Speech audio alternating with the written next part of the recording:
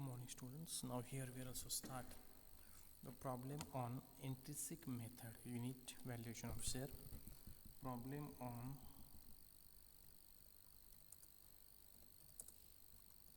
intrinsic value method. Problem on intrinsic value method. Problem first.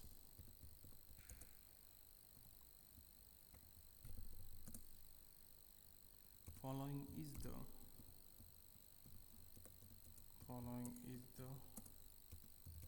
balance sheet.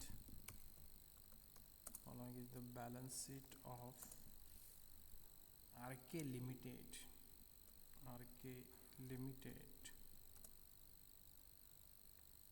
As on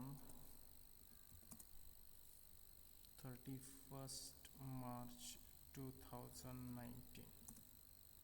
Then balance sheet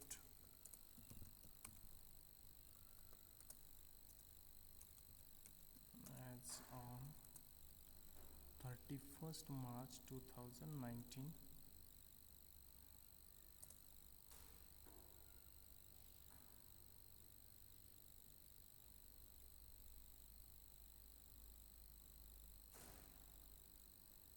त्या ठिकाणी आपल्याला table या ठिकाणी काय करावं लागेल, तयार करावं लागेल balance शीटसाठी.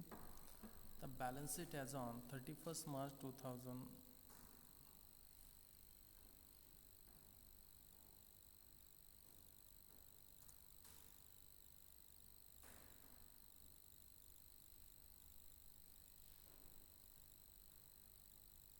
liabilities rupees, assets rupees, then liabilities 3 lakh, equity shares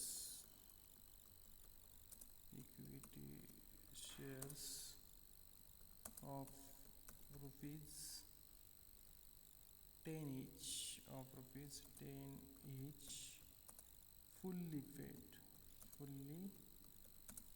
of rupees 10 each, fully paid. Amount is 30 lakh, amount आहे 30 लाख. त्यानंतर next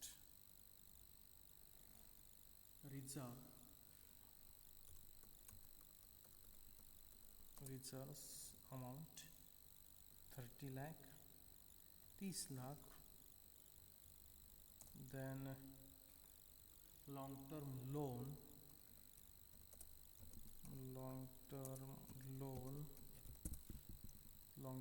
is 20 lakh, long term loan 20 lakh.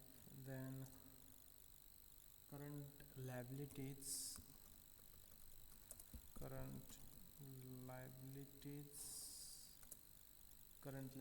also 54 lakh, 54 lakh. This is our liability side. Then asset side, goodwill 1 lakh,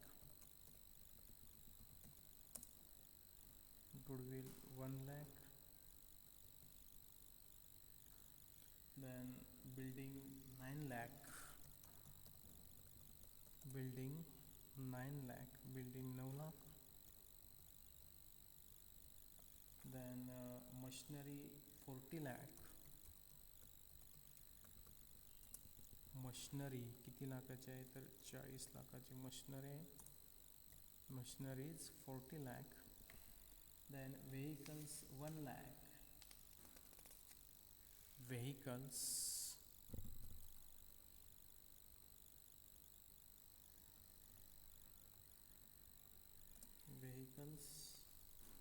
1 lakh. Then it is also the most important point, the investment. That means shares in subsidiary limited 3000 equity shares of rupees 100 each at cost. त्याची amount आहे 3 लाख. आणि current assets shares in subsidiary limited ही झाली investment. त्या कंपनीची investment असेल तर ती असेट साईडला येणार. म्हणजे shares in subsidiary limited limited shares in subsidiary limited किती शेअर्स आहेत तर 3000 equity shares of rupees 100 each of rupees 100 each in bracket at cost the amount will be 3 lakh amount आहे त्याची 3 लाख रुपये ही झाली त्या कंपनीची इन्व्हेस्टमेंट असल्यामुळे ती असेट्स आहे या ठिकाणी येते आणि current assets 8 lakh current assets 8 lakh current assets are also 8 lakhs then total 1 crore 34 lakh 1 crore 34 lakh total of the balance sheet 1 crore 34 lakh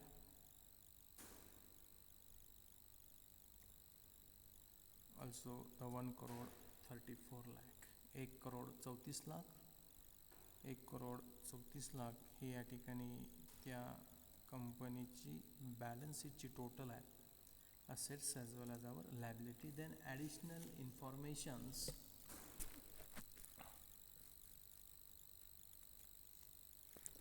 informations त्यामध्ये find out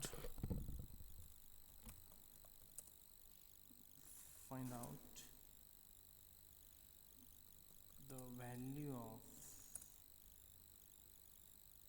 share on the basis of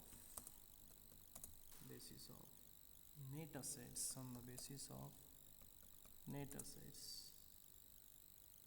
of RK Limited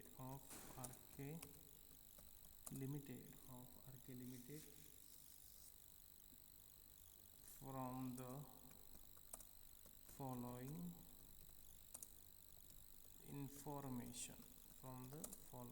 information. The first point is goodwill is valued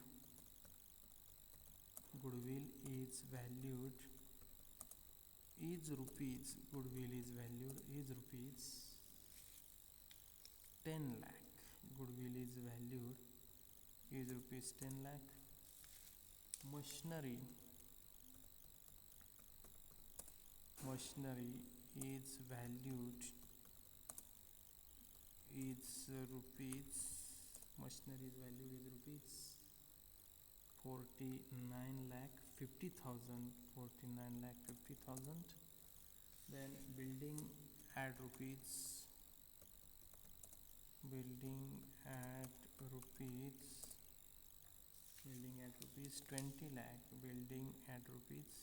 20 lakh then vehicles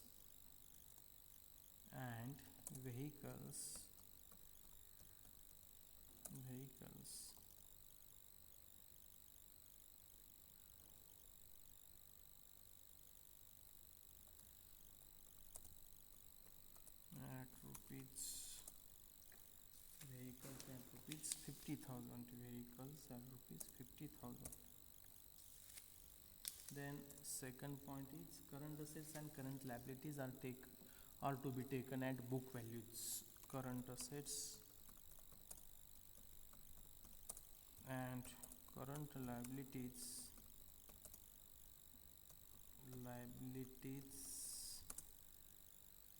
are to be taken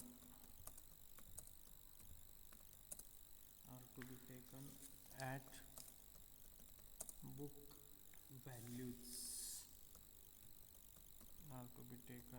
book values then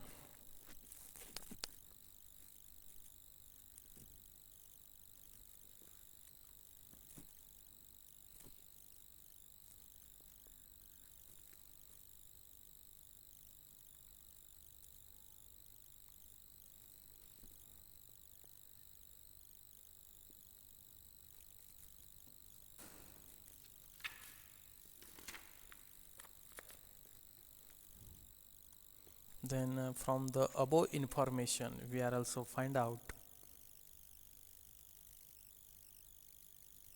the value of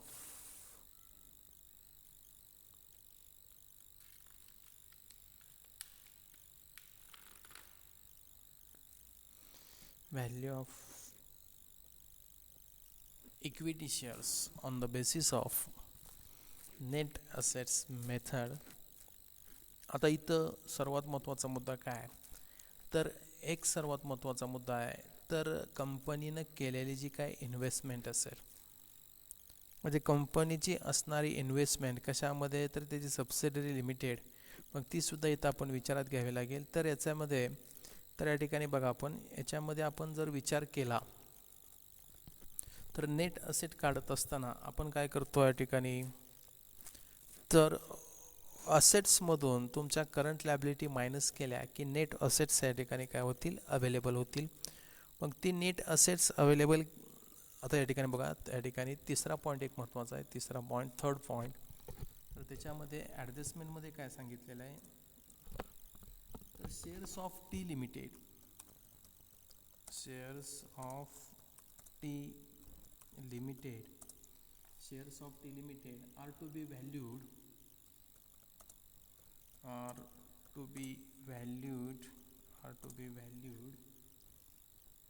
on the basis of net assets, on the basis of net assets of T Limited, on the basis of net assets of T limited. मग इथं आपल्याला balance sheet of T limited दिलेलं आहे. Balance sheet of T limited, इथं आपल्याला balance sheet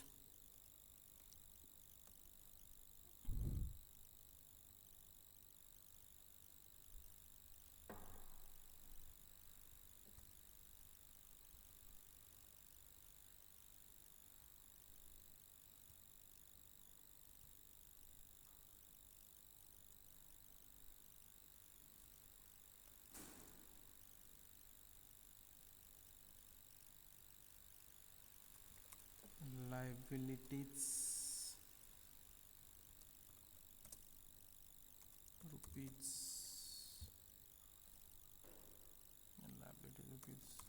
assets rupees. Liability side ला 5000 equity shares, 5000 equity shares of rupees 100 each. Then reserves 5000 equity shares of rupees 100 each. Amount is 5 lakh. Amount है 5 lakh. Reserve side 8 lakh. Reserve side 8 lakh. Then current liabilities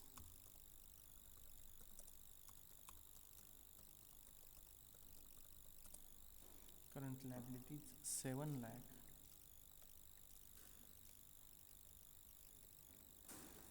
Fixed assets are also given. Fixed assets 9 lakh. Fixed assets 9 lakh. Current assets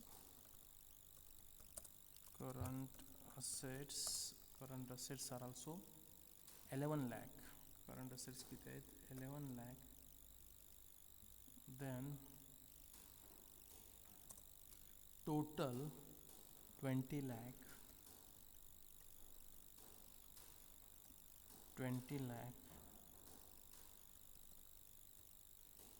Then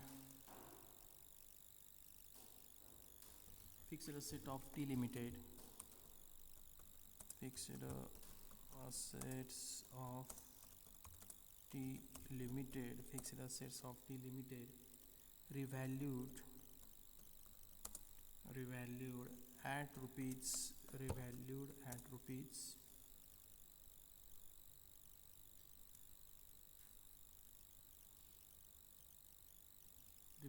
at rupees 12 lakh.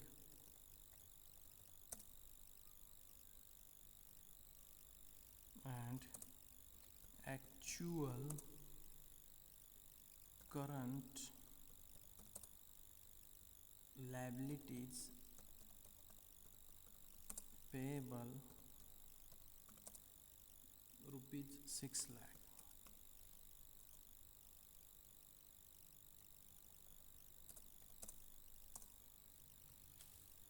तर इथं आपल्याला काय करायचे, तर इथे या ठिकाणी आपल्याला net assets value divide by equity shares of T limited, त्याच्यावरून आपल्याला इंट्रिसिक व्हॅल्यू काढावी लागेल कोणाची, तर टी लिमिटेडची. कारण आर के लिमिटेडची इन्व्हेस्टमेंट ही टी लिमिटेडमध्ये आहे.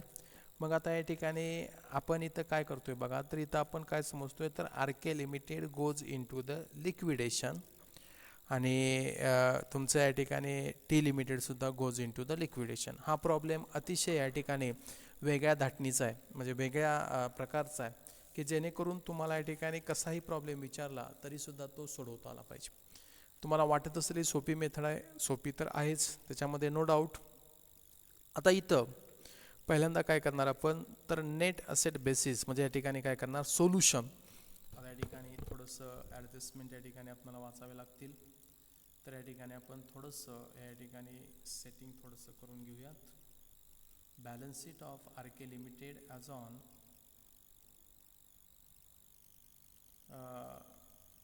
31st March 2019. Then balance sheet of T limited.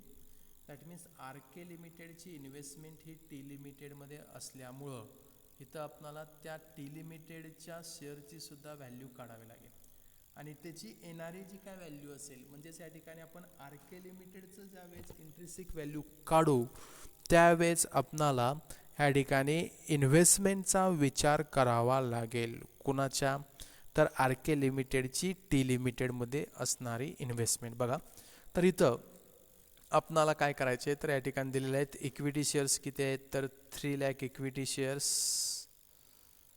त्याच्या या ठिकाणी अमाऊंट येते 10 रुपीज प्रमाणे 30 lakh. Reserves are also 30 lakh. Then long term loans are also 20 lakh. Current liabilities are also 54 lakh. Then into the asset side, goodwill are also rupees 1 lakh. The valuation of the goodwills are also given rupees 1 lakh. Goodwill,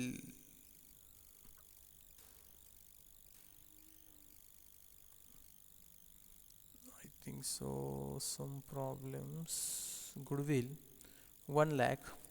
Then building are also rupees 9 lakh. Then machinery are also rupees 40 lakh. Then our shares in subsidiary limited, that means the T limited, 3000 equity shares of rupees at cost. म्हणजे त्याची या ठिकाणी जी काही value असेल ती 100 rupees आहे, परंतु आत्ताची व्हॅल्यू आणि घेतानाची व्हॅल्यू याच्यामध्ये तफावत असणार आहे, म्हणून आपल्याला ती मार्केट व्हॅल्यू कोणाच्या, तर टी लिमिटेडच्या शेअरची आपल्याला मार्केट व्हॅल्यू म्हणजेच इंट्रिसिक व्हॅल्यू या ठिकाणी काढावी लागेल आणि नंतरच आपण तो सोडवू शकतो. मग आता इथं नेट असेट बेसिसनुसार प्रॉब्लेम सोडवताना या ठिकाणी काय, तर agreed values of assets taken over minus agreed values of liabilities taken over less केल्यानंतर amount available to the equity share holders या ठिकाणी आपल्याला फाइंड आउट मिळेल. मग आता इथं काय करावं लागेल, तर या ठिकाणी आपण बघूयात solution.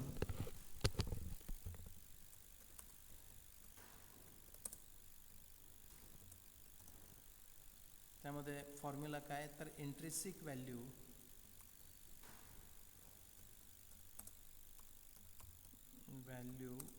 Is equal to amount available किंवा नेट असेट्स आपण म्हणतो, net assets for equity share holders divided by number of equity shares, number of equity share हा झाला फॉर्म्युला. आता याच्यानंतर याच्यामध्ये काय काढायचे, तर याच्यामध्ये first find out net assets of R K limited, net assets available for the equity shareholders. but in this problem या प्रॉब्लेममध्ये काय तर R K limited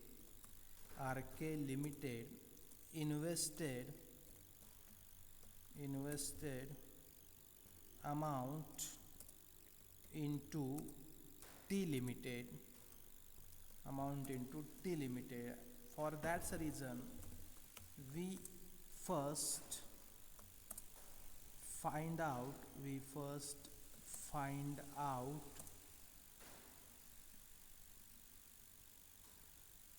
revaluation of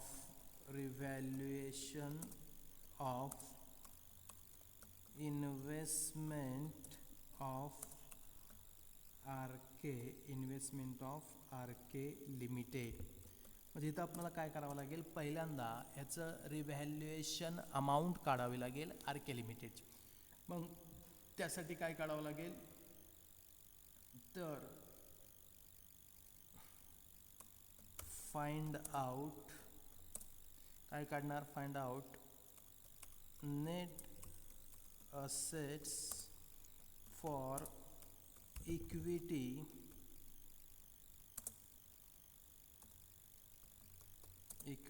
shares of T limited.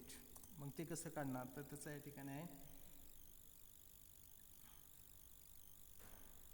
assets minus liabilities, म्हणजे agreed values of assets minus agreed values of liabilities.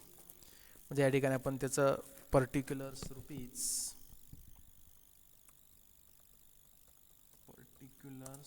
त्यानंतर इकडे काय घेणार rupees.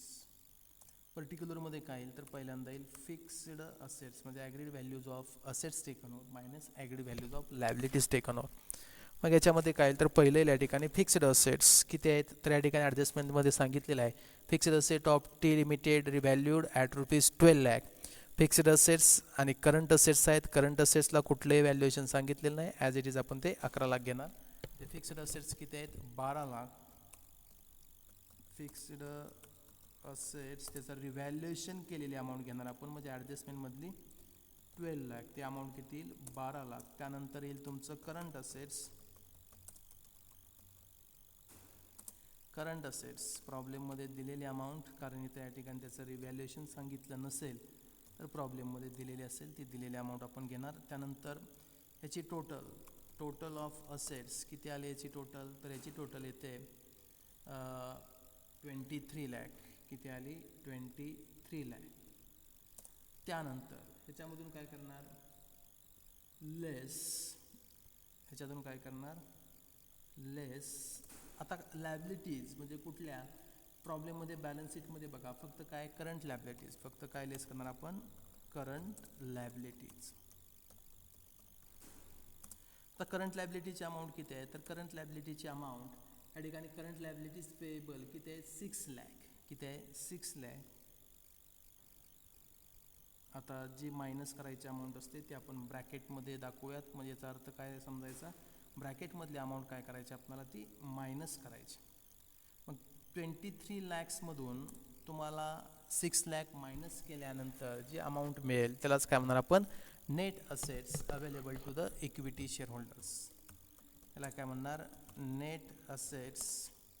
मग त्याची अमाऊंट किती येते 17 लाख. 23 लाखामधून 6 लाख मायनस केल्यानंतर किती आले 17 लाख.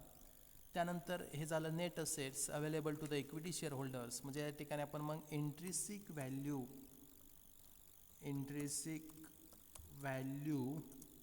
ऑफ टी लिमिटेडच्या शेअरची इंट्रिसिक व्हॅल्यू आपण काय करतोय काढतोय. त्याचा फॉर्म्युला काय तर या ठिकाणी अमाऊंट अवेलेबल किंवा net assets to the equity share holders divided by काय येणार आहे नंबर ऑफ इक्विटी शेअर्स. मग intrinsic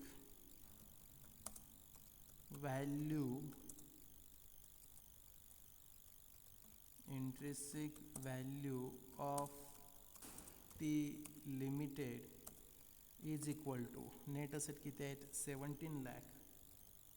17 lakh divided by number of shares किती आहेत तर 5000 डिवायडेड बाय 5000 म्हणजे इंट्रिसिक व्हॅल्यू किती आली तर intrinsic value of share intrinsic value is equal to किती येतात बघा 17 लाख डिवायडेड बाय 5000 म्हणजे रुपीज 340 किती आले रुपीज 340. आता मग या ठिकाणी आपण आर के लिमिटेडचं रिव्हॅल्युएशन ऑफ इन्व्हेस्टमेंट काढू शकतो. आर के लिमिटेडचं काय करू शकतो रिव्हॅल्युएशन ऑफ इन्व्हेस्टमेंट मग आर के लिमिटेडचं रिव्हॅल्युएशन ऑफ इन्व्हेस्टमेंट कसं काढणार तर किती शेअर्स आहेत तर number of shares is 3000 I think so 3000 shares आहेत 3000 शेअर्स इंटू रुपीज किती येणार आहे ते शेअरची इंट्रिसिक व्हॅल्यू किती आहे 340 इज इक्वल टू ते किती आलं 10,20,000 किती आलं 10,20,000. आता मग आपण काय करू शकतो तर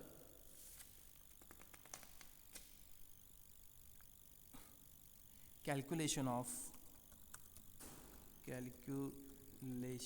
ऑफ नेट असेट्स ऑफ कुणाचे R K limited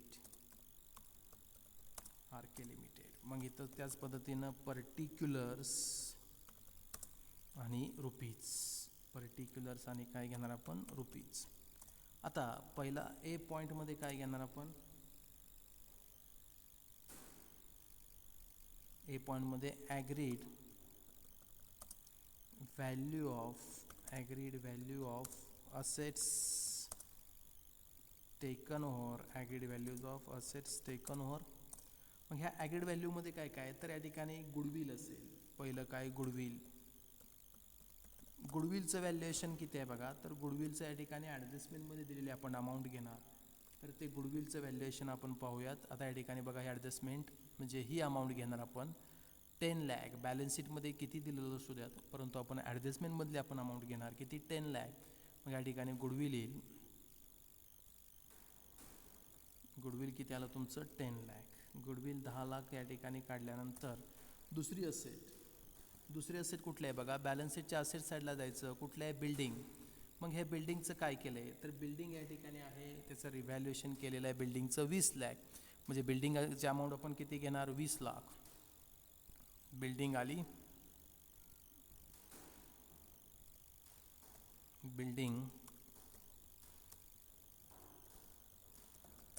building amount 20 lakh. Then building नंतर पुढचे असेट कोणते आहे तर बिल्डिंग नंतर असेट आहे मशिनरीचं रिव्हॅल्युएशन किती केलेलं आहे 49,50,000. मग या ठिकाणी मशिनरी पुढची या ठिकाणी कुठली आली मशिनरी त्याचं रिव्हॅल्युएशन अमाऊंट आहे 49,50,000 49,50,000. देन नेक्स्ट असेट पुढची असेट आहे मशिनरी नंतर कुठले आहे मशिनरी झाली त्यानंतर व्हेकल्स त्याचं रिव्हॅल्युएशन किती दिलं आहे 50,000. मग व्हेकल्स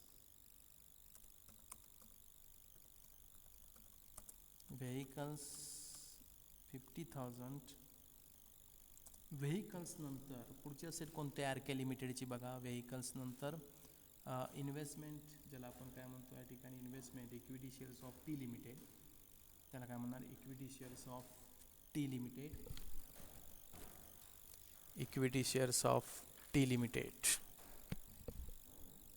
इक्विटी इन्व्हेस्टमेंट ही इक्विटी शेअर्स इन कशामध्ये टी लिमिटेड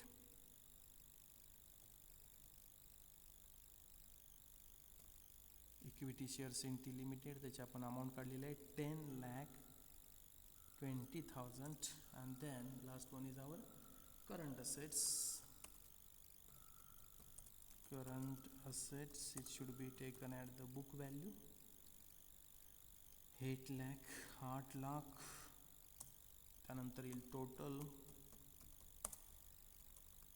याची टोटल येते 20 10 30 30 80 50 30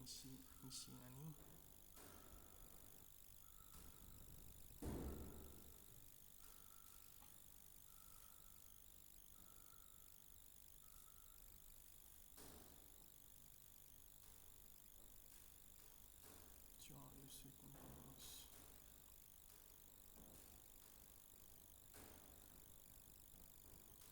49 दोन 10 50 50 50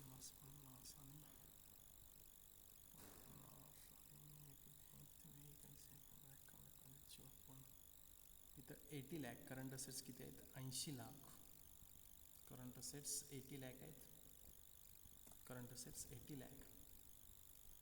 करंट असेट्सचे अमाऊंट या ठिकाणी किती येईल? इथं 80 लाख. 8 लाख येणार नाही तर किती येईल ते? 80 लाख. आता ह्याची टोटल येते किती? 1 crore 52 lakh. 1 crore 52 lakh 20,000. This is our total of assets. त्याच्यामधून आपण काय करतो? Less liabilities. काय मायनस करणार? लायबिलिटीज ह्या मायनस करणार. मग त्या लायबिलिटीमध्ये पहिली लायबिलिटी कोणती आहे बघा, तर बॅलन्स शीटच्या लायबिलिटीला लॉंग टर्म लोन. पहिली लायबिलिटी कोणती आहे? Long term loan. आता रिझर्व हा या ठिकाणी पार्ट ऑफ द प्रॉफिट, तो प्रॉफिटचंच पार्ट आहे, त्यामुळे या ठिकाणी प्रॉफिट ही काय लायबिलिटी होऊ शकत नाही, म्हणून ते आपण लायबिलिटी अंतर्गत घेत. त्यानंतर काय? लॉंग टर्म लोन किती आहे? 20 लाख. लॉंग टर्म लोन किती आहे? 20 लाख मायनस आणखी दुसरी लायबिलिटी कुठली? Current liabilities. तर करंट लायबिलिटीची किती अमाऊंट? बॅलन्स शीटच्या लायबिलिटीला आर के लिमिटेडच्या 54 लाख. मग करंट लायबिलिटीज त्या मायनस कराव्या लागतील. लॉंग टर्म लोन नंतर करंट लायबिलिटीज. करंट लायबिलिटीज किती आहेत? 54 लाख. 54 लाख. असं टोटल आपल्याला या ठिकाणी किती मायनस करायचे? तर टोटल या ठिकाणी लायबिलिटीचे 74 लाख मायनस करायचे. किती? 74 लाख. मग 1,52,000. 1 लाख नाही, ते 1 करोड 52 लाख 20,000. 1,52,20,000. याच्यामधून 74 लक्ष मायनस केल्यानंतर अमाऊंट जी असेल त्यालाच आपण काय म्हणणार? Net assets. Available to equity shares is equal to. मग ती अमाऊंट येते या ठिकाणी बघा, ती अमाऊंट येते आपली किती? 1 करोड 52 लाख 20,000 मायनस 74 लाख. तर अमाऊंट येते आपली 78 लाख 20,000. किती येते? 78 lakh 20,000. This is our amount available to the equity shareholder. That is also called as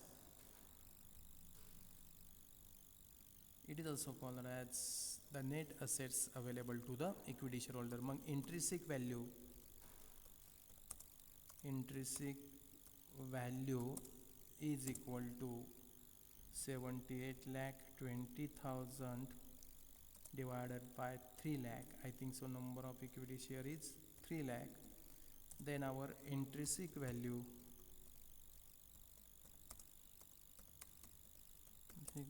is equal to, मग इंट्रिसिक व्हॅल्यू येते रुपीज